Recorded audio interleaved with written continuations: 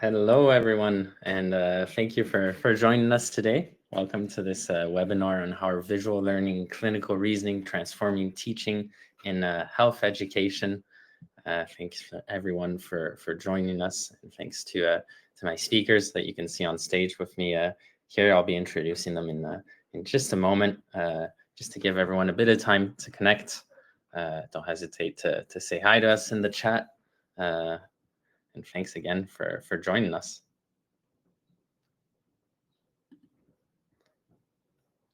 I'm not going to lose so much time because I think people can join us as we go, and we have a lot of content that we want to share with you today. So being mindful of time and get started. Here's a little look at the program for today. The webinar today should last around 1 hour, and there is going to be a Q&A session at the end. But you can also ask your questions throughout the presentation and the webinar by using the questions tab. So if you look in the live stream interface that you're participating in right now, at the bottom, there's a little questions button. If you can ask your questions in that tab, it'd be really helpful for us to keep track of all those questions, make sure we've answered all of them. I have my colleagues, Elisa and Christopher, that are present here in the chat to help answer all of those questions. And some questions are also going to be shared with me, and I'll be able to ask our speakers to speak to those questions at the end. So yeah, please don't hesitate to use that questions tab, but you can also comment in the chat tab, but it's more of a space for discussion, the chat.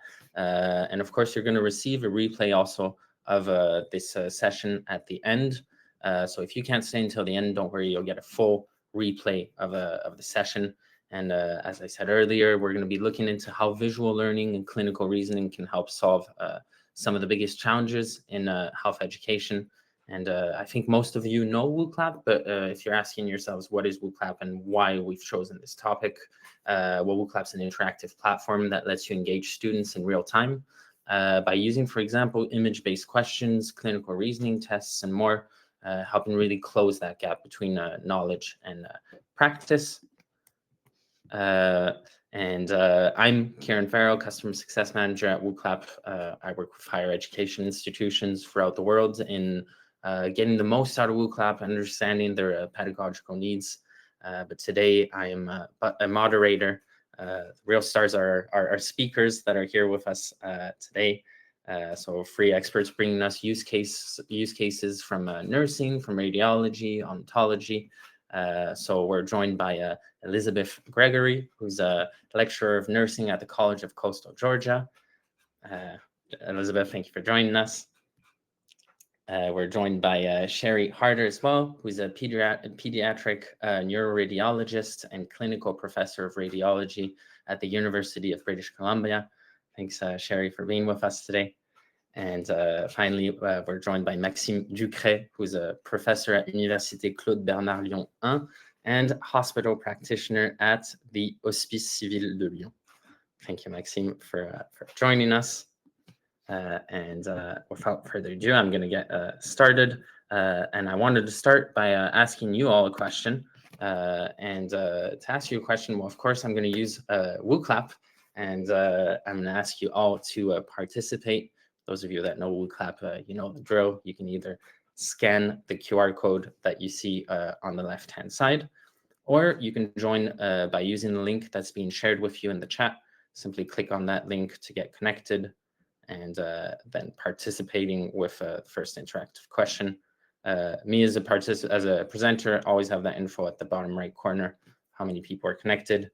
And of course, I'm going to get started with that first interactive question, which is, what is the biggest challenge you're facing in education right now? So we wanted to hear from you here. What are some of those challenges that you experience on the day-to-day? See student engagement already coming up, handling world case studies, budget, of course. You know, these are always difficult questions. People are not engaged enough. So it seems like engagement is one of those words that's coming in. Budget, another word that's coming in quite a bit. Student engagement. Yep. So thank you all for your answers to this question for your participation. I see some words that really resonate with some of the topics that we're also going to cover today. So I'm excited to already get started with our first point, which is the challenge, engagement, and effective learning in health education. So maybe let's start by discussing the core challenges in health education and what our different speakers are seeing in their institutions. And I'd like to start with you, maybe Elizabeth, and then Sheri and Maxime. Elizabeth, what's keeping students from fully engaging with the content? What are you seeing in your field? I think in nursing and the other fields as well, it is just the massive amount of information the students have to learn. And this generation of learners doesn't learn by just sitting there and hearing it. They really learn by doing. So Wooclap really lets me engage them with different formats and stuff and really kind of keeps them engaged. And it's kind of like a game. My students love competition mode. That's one of their favorite things. And I have a little prize bin that they can get prizes out of. It's silly stuff like Play-Doh, but they absolutely love it. That's great. I know it's a really appreciated feature. Sheri, do you want to share your experience? Yeah, I guess for me, many of our interactions remain hybrid or remote, and engaging learners in that environment is really difficult. And as a teacher, you often feel like you're kind of teaching into a vacuum. So Wooclap really kind of bridges that and brings people in together. You can kind of get the feedback as well as a teacher to know where people are at. Absolutely. Maxime? I'm pretty agree with my colleague. One of the key missing things to keep the student engaged, it's the lack of good tool, good immersive tool, interactive tool. So that's why we are here. We're looking for a more interactive tool like Wooclap. So that's one strategy. Perfect. Absolutely. That is why we're here. Thank you for those examples. And that really brings me into my next question, which is how do traditional teaching methods sometimes fall short in preparing students for that real world clinical scenario? And for this question, I wanted to start with you, Sheri. Where are lectures or static learning formats sort of falling short? Yeah, I think, again, I kind of echo Elizabeth's comment about the volume of information and traditional lecture, you can provide all of this information, but unless you encourage your learner to make a decision, make a choice, engage in the material, I think that learning curve is really shallow, but this is a way of actually making it exciting for them and engaging. Absolutely. Elizabeth? Oh, you're on mute, Elizabeth. Yeah. Going along with what Sheri said, there's a big difference, especially in healthcare, between them doing something on a worksheet and actually doing it. So one place that I saw that was with our medication calculation questions. The students could pass an exam with those where it said the pharmacy sends this, how much are you going to give? But then when we were in our simulation lab, the students were really struggling with reading the label, with drawing up how much they needed. So I immediately, after seeing that, was like, okay, I need to change how we're teaching this, and went to Wooclap and actually used Wooclap to have students see the vials exactly as they would in the real world, as well as being able to click where they would draw up to. And we'll talk about that a little bit more later in the presentation. Absolutely. Yeah, giving them those opportunities for real world clinical scenarios, really important here. That's great. And definitely speaks to what I'm hearing from a lot of teachers as well, and brings us to that sort of like major shift of how interactivity through image-based learning can really build that engagement. And for our next point here, I'd like to make it real, let's say, and maybe hear about a time visuals made a difference for a student. Can we start with you, Sheri? Well, I've innumerable examples, but one that comes to mind is I did a recent lecture or teaching session with our learners on advanced imaging. And kind of in real time, I wanted to show them how advanced imaging layered on top of our conventional MRI and CT could refine your diagnosis, as well as improve confidence, which I think are kind of two separate things. And it's something that in real life is super important. And so I'd show just a regular MRI of like it was a brain tumor, but the image I showed, I'd ask them a poll to say, give them a choice of a tumor or infection or something like other things. And then I would ask them after that, after they committed to it, and answer what their confidence in that diagnosis was. And so it was fairly scattered to start with. And then I would layer on top of that the advanced imaging with, image-rich interactive Wooclap. And then I would again poll them with what they thought it was, and then showing that refined their diagnosis, and then a subsequent poll to ask their confidence. And it was significantly improved after that.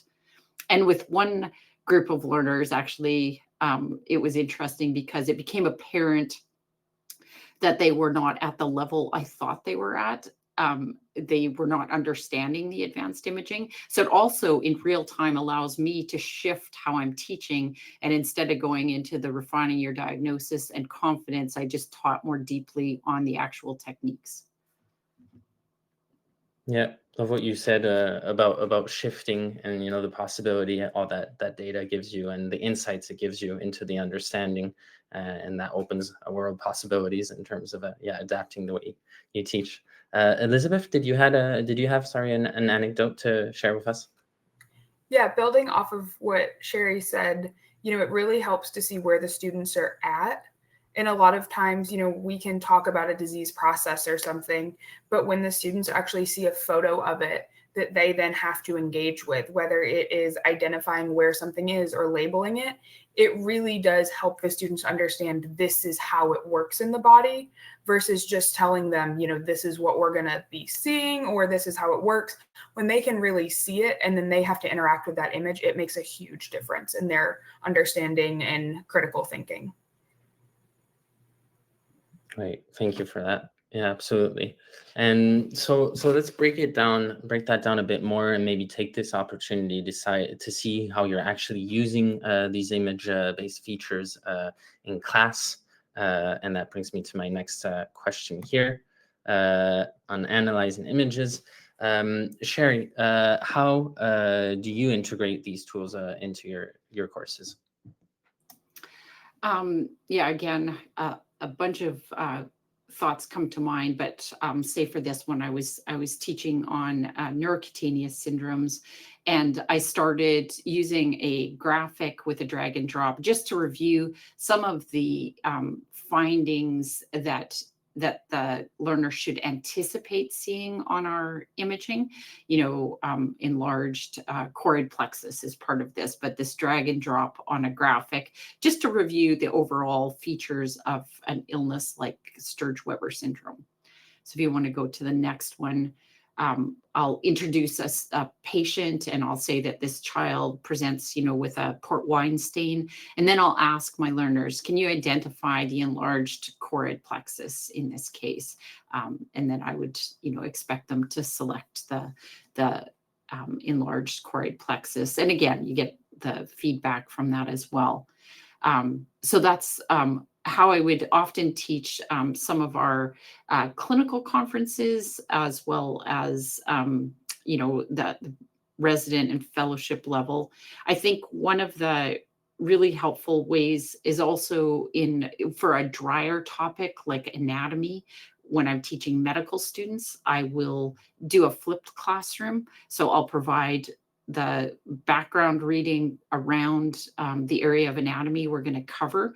But then when they come to the session, then it's interactive. Then we're just as a group identifying different anatomic structures. This is often a competition. And as Elizabeth said, that's often a really engaging way of doing this. And then I usually wrap that up with an actual pathologic finding for the medical students in the area of anatomy, and get them to select it once they've learned the anatomy. And I think, again, for this group of learners that relevance is so important. So a dry topic like anatomy can be transformed when you show an image of the pathology that goes along with that anatomy. Absolutely. Really interesting insights there. Thank you, Sheri. And yeah, of course, we know it's not just about what they see, it's also about how they process it. So maybe we can talk a bit about the science now. And Sheri, if you want to tell us, how does image interaction maybe help students recognize patterns and make clinical decisions? Yeah, I mean, this is our whole world as radiologists, is imaging and decision making. I find it interesting that for decades, radiology has been all about the way it has been taught, has been in an image-rich environment that's interactive. But I think what Wooclap does is allows, it used to be, we would call it hot seat, and a single learner would take cases, and it's very intimidating to be sitting up in front of everybody. There's that edge for learning where you need to have a certain angst. But I think often it was too much, and Wooclap allows it to be distributed across the entire audience.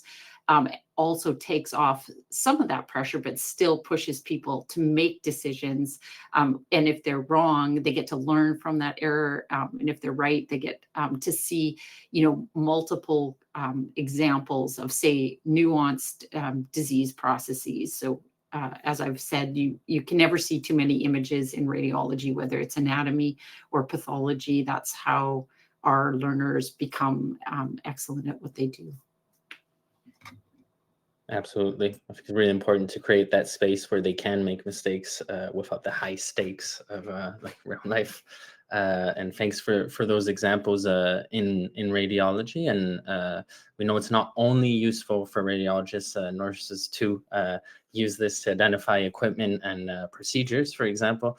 And Elizabeth, you've used these tools in practical nursing education. What impact have you seen? Yes, so it has been awesome. I just started using Wooclap this spring, and it really has made a huge difference, especially for engagement. So this is one of the questions where I was talking about where the students will have to mark on a syringe where they would draw up to. So the question previous this is a picture of an actual vial. So they have to do the medication calculation, and then based on their answer to that, then they select on here where they would draw up to, which really helps bridge that gap between school and practice. We know that less than 10% of nursing students are prepared to transition to practice upon graduation. So this is just another place in the classroom that we can really tie in those real world connections and what they're going to actually be seeing. Another thing is that this is what their exam questions look like. So we can mirror the questions they're going to see on the exam and also what they could potentially see on NCLEX, which we'll talk about a little bit later, to just really help better prepare them. But then we also can use it for things like anatomy, like Sheri talked about, to help the students really identify either where things are or be able to label them appropriately. Absolutely, yeah. Thank you for those examples. And I think you had another example to share with us on a specific example on the label and image feature, and Yes. used in your nursing classes. Yes, so this one is really great. I used this with the first semester students. So it is showing a view of the heart, and they have to label the different valves. But instead of it just saying drag the valves to this, they have to actually know the name. So they have to be able to type those in. And it does, I love that Wooclap accounts for minor spelling errors. Very grateful for that. But it does require the students to be able to know this information. It's not just I memorized that there's 4 valves and I have a 24 or a 25% chance of getting it right.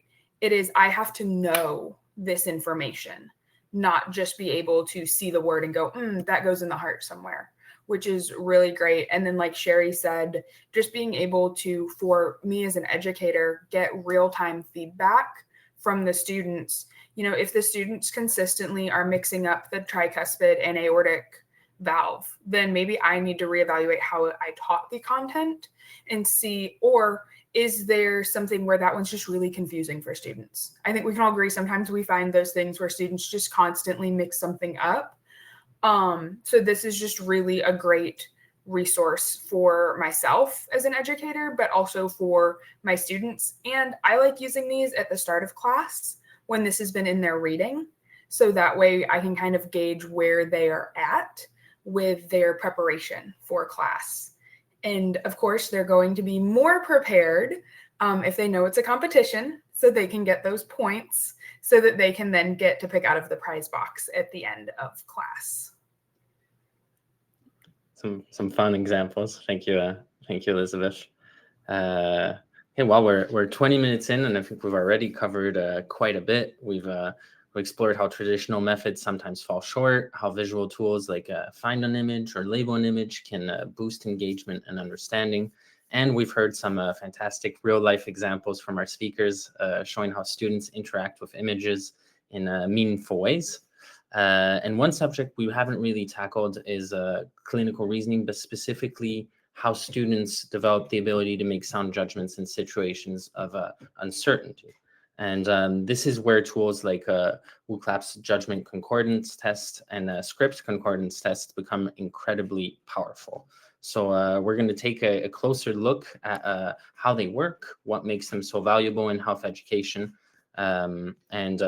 for those of you asking yourselves what these questions are, well, I'm going to leave you in the very capable hands of Maxime, who's a bit more of an expert.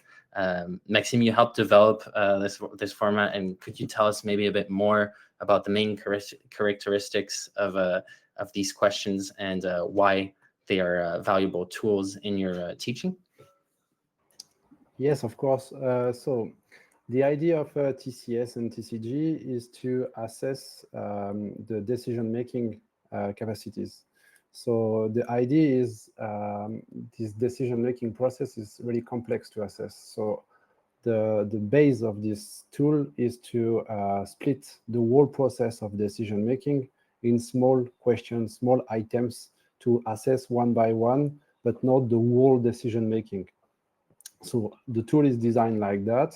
I'm not the creator of the tool, but the tool is working like that. That you have a part initially on the top with the case description. You need to put a minimal level of information to create some kind of immersivity and create a context of uncertainty, because it's a key point of this question. You don't need all the information.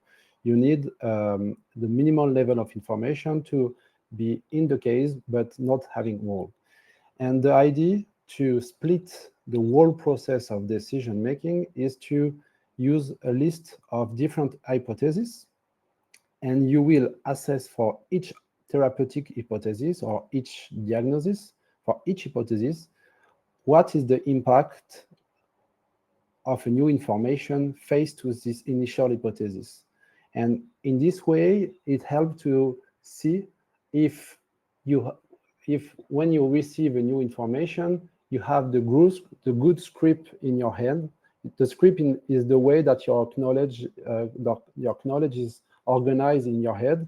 And the aim is to see if you have a new information in this situation, does the script is good or not? And this script will be assessed using a Likert scale tool. And so you will compare the decision of a panel of experts. So you will compare your decision with the decision of a group of 10 or 15 experts, and you will compare if your script is good or if not. So, yeah. Oh, sorry, didn't mean to cut you off. I didn't know. So that's the initial idea, and so there is an additional format that is called the TCJ. The TCJ, you will assess not specifically the decision making, but more behavior. So we will see later, but it's more adapted in a way to teach to have activities such that are around, for example, the professionalism. Great. Yep. So it's TCJ, TCS introducing sort of nuance, uncertainty, reflection, and not just right or wrong. So I'm wondering how are you using these in practice? So if you could tell us about how they're being used in classrooms and evaluations, for example, Maxime. Yes. So initially, the tool was designed specifically for assessment. So it was because in terms of dosimological capacities, this tool is really strong. So it offers high performance for high-stake evaluation.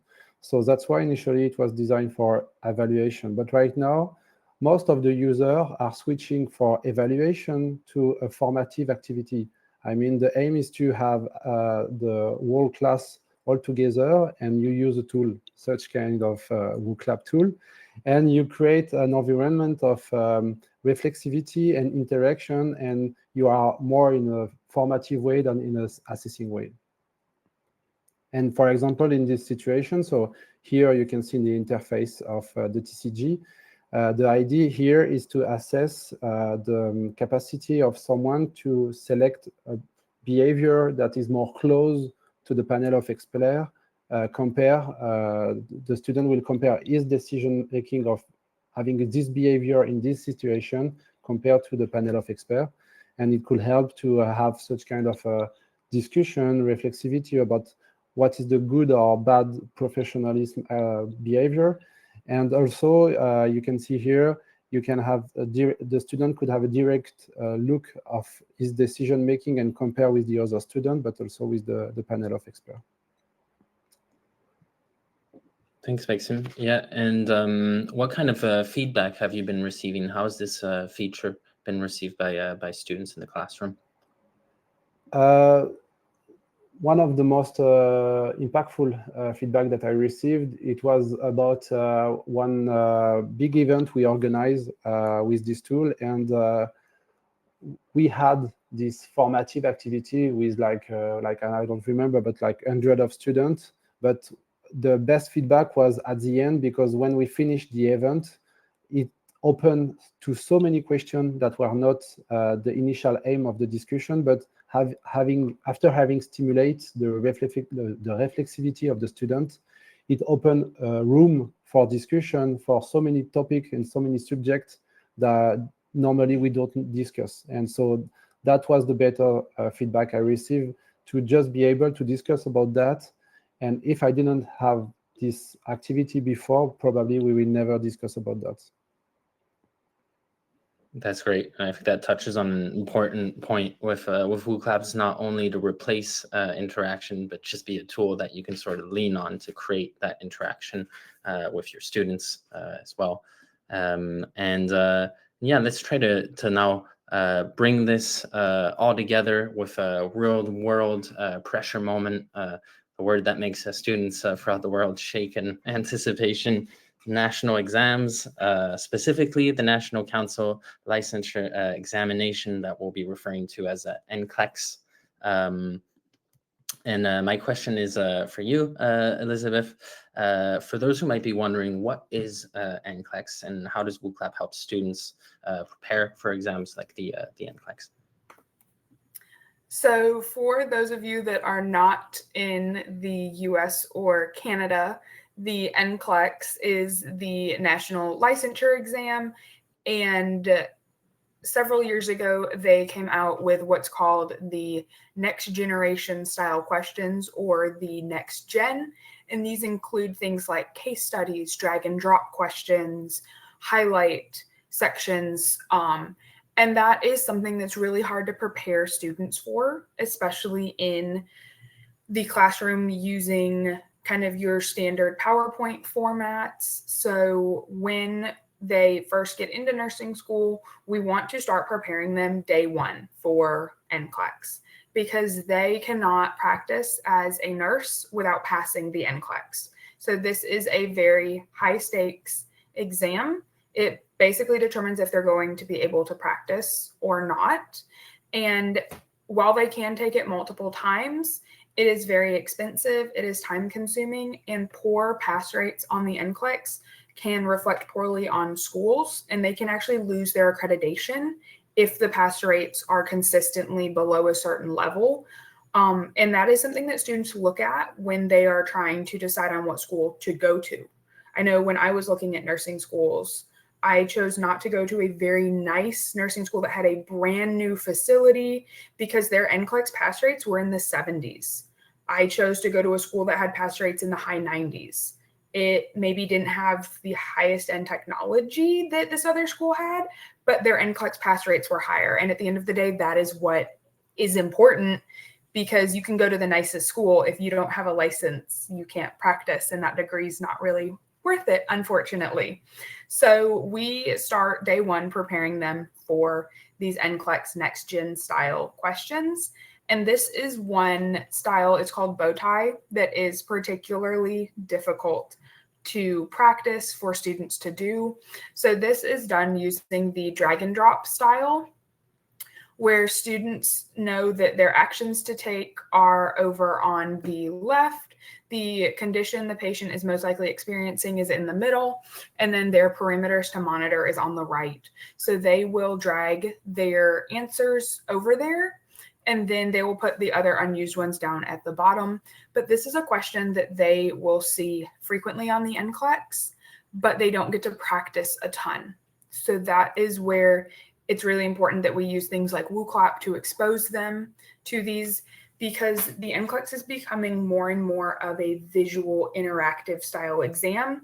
It is not just what is the answer to this question, A, B, C, D. Absolutely. Thanks for those examples there.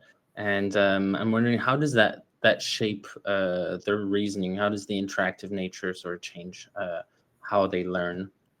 So this definitely kind of digs deeper than just that rote memorization, than just knowing, oh, the heart helps pump blood. It really requires the students to understand, okay, if the heart pumps blood and it is having a problem, then what kind of actions do we need to take over here? And then what are we going to monitor? So it really requires the students to dig deeper in their knowledge and to understand the content much deeper than kind of just that surface level. And then the immediate feedback is awesome. I like how Sheri mentioned kind of that hot seat where it's one student answering. And I know when I was a student, I feel like they only ever called on me if I didn't know the answer and never when I did. So this is really great because it lets the students get that immediate feedback. So they immediately know whether or not they knew it. But it also helps me understand, oh, okay, they generally did not understand this question. Let me see where we can kind of revamp. And it really helps them improve their clinical reasoning because they're getting exposure to these questions, these deeper thinking questions that we are able to do in this kind of different format than just a PowerPoint or an ABCD question. Absolutely. Thank you for those answers. And yeah, and as instructors, how do you feel like you've benefited from these tools? And that's already going into to one of our last questions there. Yeah, I love the report that it gives me, the Excel spreadsheet where I can see, you know, what answers the students put in, if they had any comments throughout it. I can also look at, you know, what percentage of my questions were correct, and then also kind of what the student's engagement was. You know, if a student was there for the entire class, but they only answered 2 out of 15 questions that I asked, were they really engaged and present for my lecture? And I've been able to kind of track that too with exam scores. The students that consistently participate in my Wooclaps and participate kind of to that full extent, so they're answering all the questions, do better on exams. So that's one way that I can kind of track it. But then I also love the fact that I can send a custom report to my students so they can actually see what their answer was and then what the correct one was if they got it wrong, which is a huge study tool for them as well, because they can look back and go, oh, okay, I see why I missed this. Or if they still don't understand it after class, we can pull it up, look at their answers together and go, oh, okay, this is where you missed it. So it's just, it helps kind of have that personalized conversation and preparation for students, but also help me determine where maybe some things need to be changed or altered. And ultimately is just preparing them for the NCLEX. That's really what we're doing, is preparing them for NCLEX and preparing them to transition to practice. Perfect. Really appreciate all these examples relative to the NCLEX. And I think yeah, throughout this webinar, we talked all about the different question types, but also seeing the importance of using these different features, whether it's sending reports to the students so they can sort of reflect on their participation and where maybe they were lacking a bit of understanding or not, but also using that means, you know, using authentication or not, or having an anonymous event. So yeah, it shows the importance of also knowing all of these different features to really maximize the pedagogical impact of using a tool like Wooclap. Perfect. Honestly, yeah, I think we can move into the Q&A. I do want to take a moment to acknowledge how rich the conversation has been. I really appreciate, I'm yeah, incredibly thankful for the depth and generosity of the examples you've all shared. We even had to synthesize and sort of condense some of the content because there was just so much that we wanted to share there today. With that being said, let's open the floor and maybe hear from our audience and maybe some of your questions. I see that my colleagues in the chat have already brought some questions to my attention. So I'm going to get started and take these one by one. And one of the first questions that we see here is, what emerging trends in health education do you anticipate will further necessitate the use of interactive image-based tools? Is there anyone here that would like to answer that question?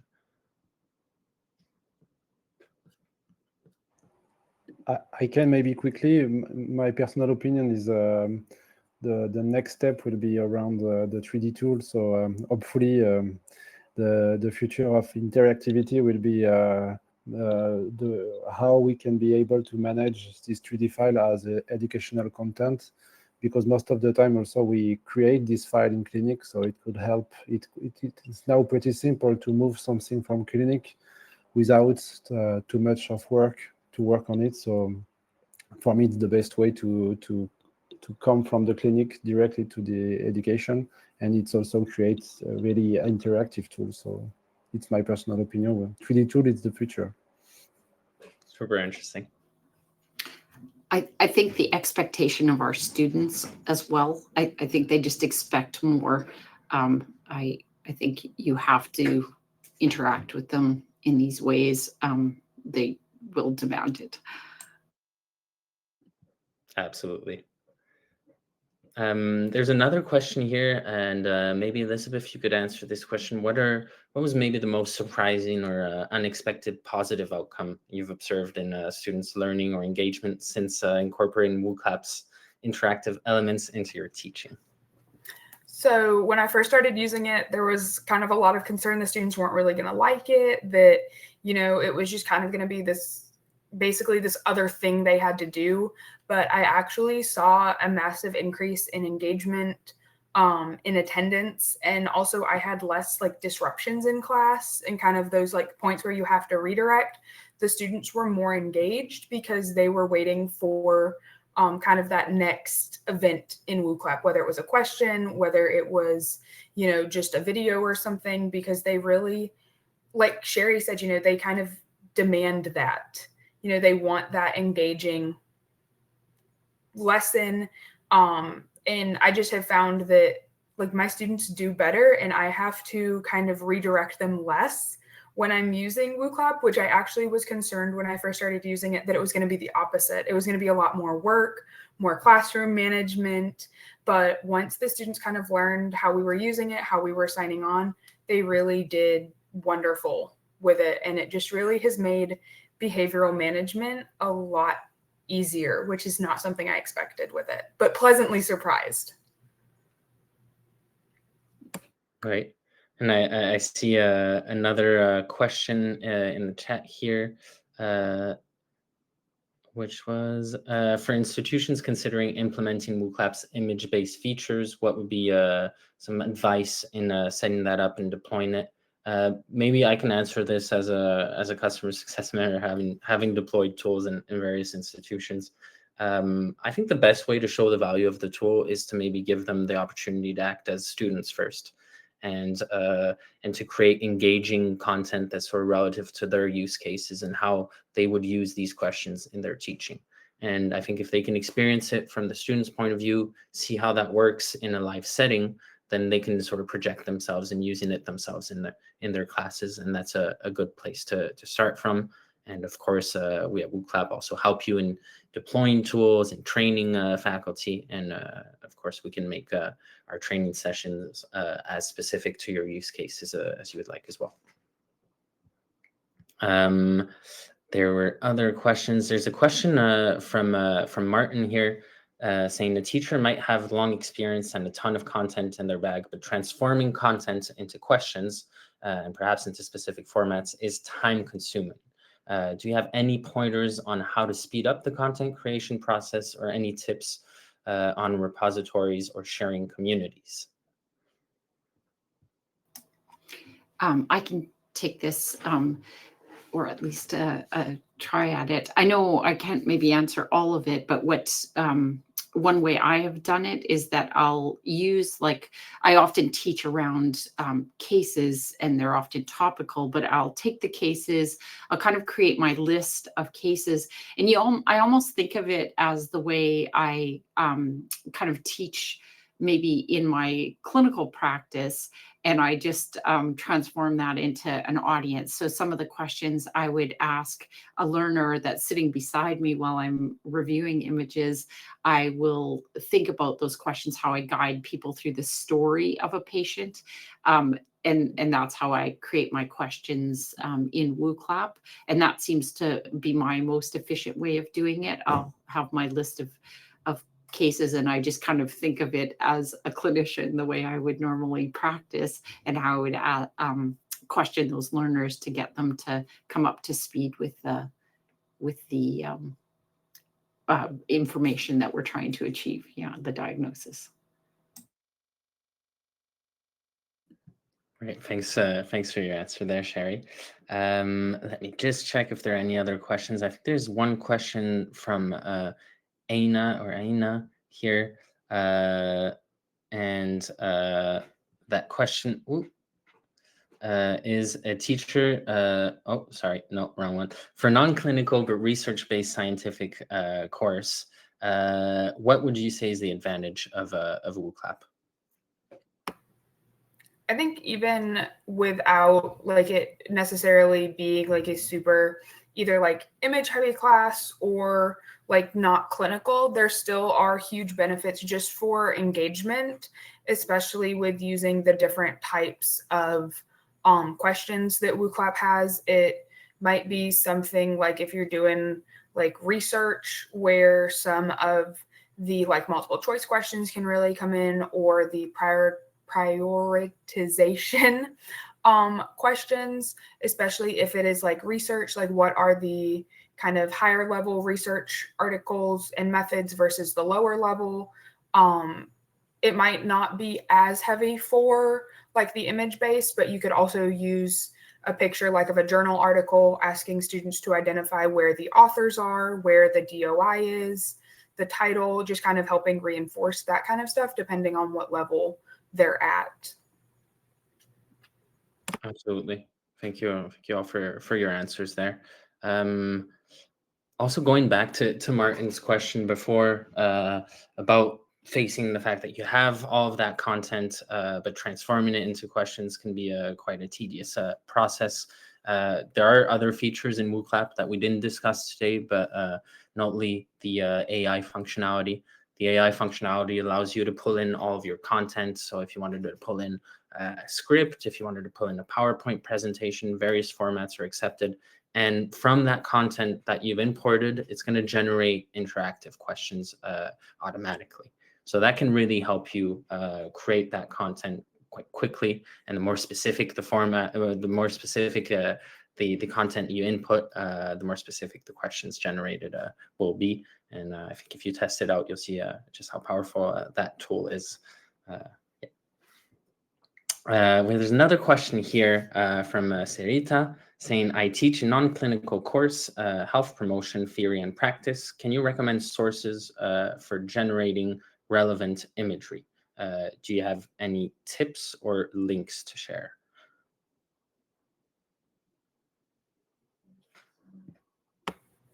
I think that would depend kind of on what your class really looks like, but kind of that health promotion side of it, you could definitely have students, you could post like a picture of like different, I think we've all seen them, but different like wellness posters or something that different communities will post, and have the students kind of identify kind of what's focusing on that health promotion aspect, as well as just kind of looking at what your textbook has for images and stuff. And you can always turn those into something interactive with the students.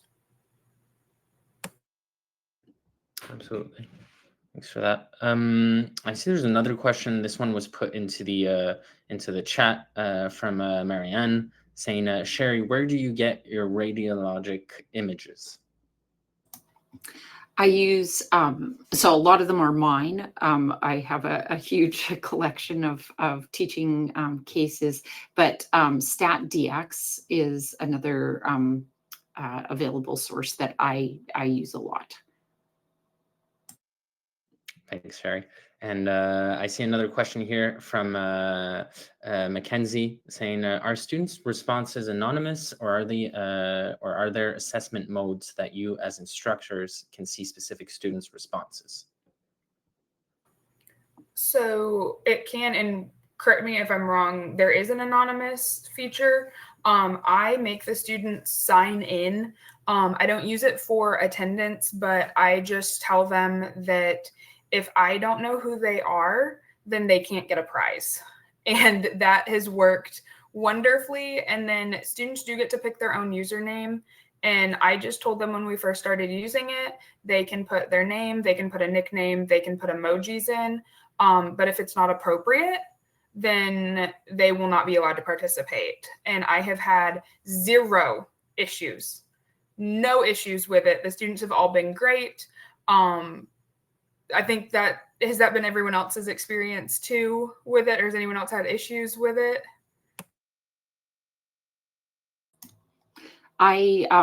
So I have one group of clinical teams that that we participate in a conference each week, and I have chosen to do that all as anonymous, in part because it's such a diverse group. So it goes from, neurologists and neurosurgeons down to medical students.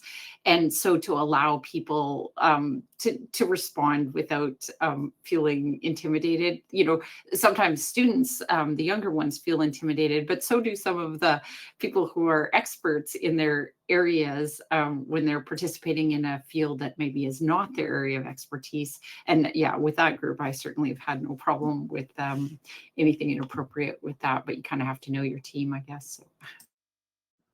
Yeah, absolutely. And it's getting to a bit of a demo side, but all of those features can be found in the authentication options that you see on the right-hand side. By default, it'll be deactivated, but if you activate it, then you can ask students to authenticate in various ways. And that sort of brings us back to some different things we've been saying, but the questions you choose are important, but also the features you activate and decide to. So you need to think about your use case.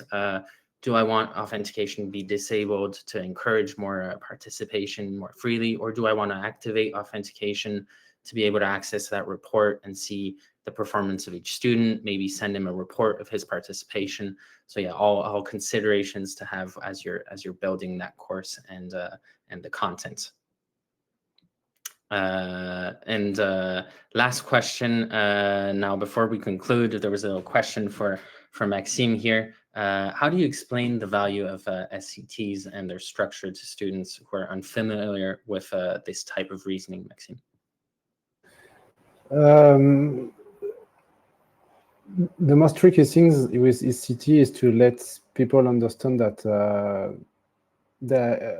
we try to assess in the decision making in a context of uncertainty where there is no white or black solution. So the idea when we move to this type of question is to let's be sure that student or participant are aware of this context and be able to manage all the things that are related around that.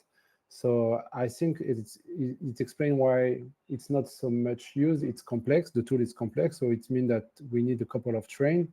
And also, it's because if you use it too early in the curriculum, students were not able to manage this context of uncertainty and be able to manage all this color of gray. So I try to suggest as much as possible to use it lately in the courses, in the curriculum, but also for continuous education for a practitioner. Great. Maybe I could slip in a last question for you, Maxime, which is just for an educator who isn't a tech expert. Maybe do you know what's the learning curve for creating complex TCJ, TCS questions? That's an excellent question. I think there is two possibilities. I mean, you can learn how to create, in French, we call a vignette. It's a question of TCG or TCS. After having understand how does it work, it's like not so simple, but it's pretty quick. The more complex task is to manage the whole package. I mean, most of the time I can ask a couple of colleagues to create TCG or TCS, and I will manage the whole organization because there is the whole process of quality control for each of the questions. And so, I mean, the learning curve is not the same according if you are just a user or creator of one or two questions, that if you are the big organizer of TCG or TCS moments.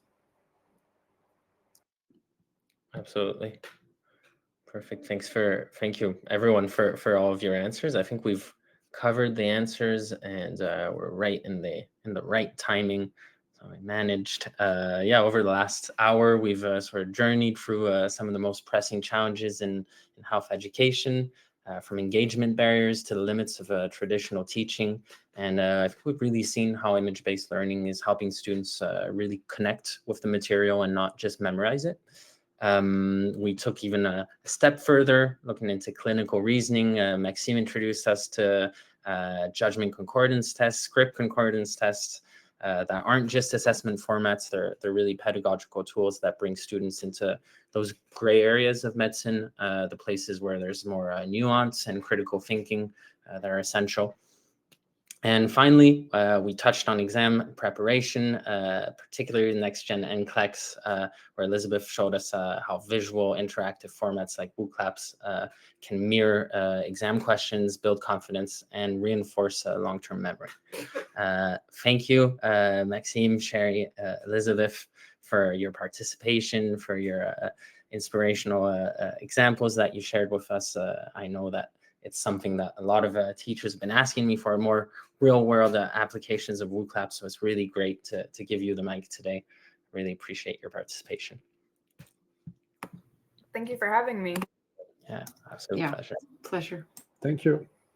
And and we had so much to say that we had to go through some of the use cases quickly to fit it all in. But we've prepared an after-session gift for everyone, and we'll be sending you a health ed playbook where we've compiled 15 real use cases of Wooclap, so you can really take a closer look at real-world applications of Wooclap. And before we go, I want to ask you one last question, one word to describe today's webinar, and have a little word cloud going. So don't hesitate to send in your feedback, send us a message in the chat. And I'd like to thank everyone again that participated in organizing, making this webinar possible, and to all of you that participated today.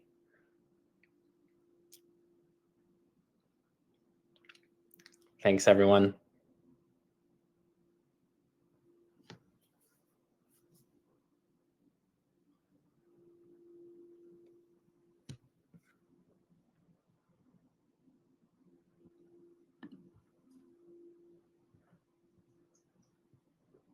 Thanks, everyone. And I'm going to be closing this webinar now. So thanks again to our speakers and everyone that participated, and have a great day. Bye.